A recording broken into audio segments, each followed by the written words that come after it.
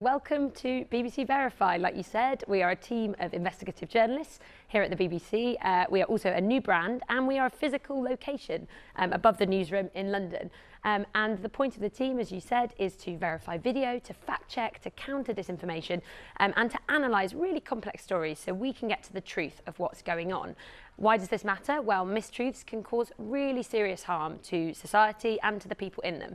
And so we want to show you our workings and really help you understand how we get to the bottom of what's happening. And I'm going to give you a bit of a flavour of the kind of work that the team are doing. So we're able to look at maps to geolocate specific situations, stuff that's going on. This is just a map of central London where we are now. And this is New Broadcasting House, where I'm speaking to you from. And it's not so important perhaps for the centre of London, but it is when we're analysing war zones or what's happening in hard to reach places.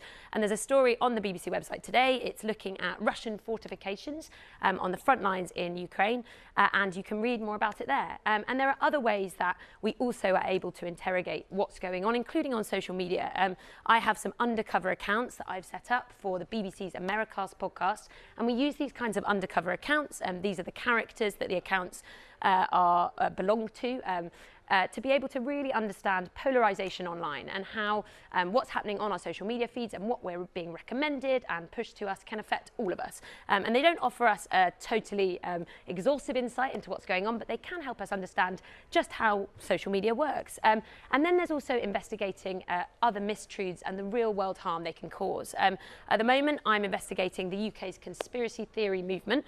I'm trying to understand more about how it's evolved and intensified since the pandemic here in the UK.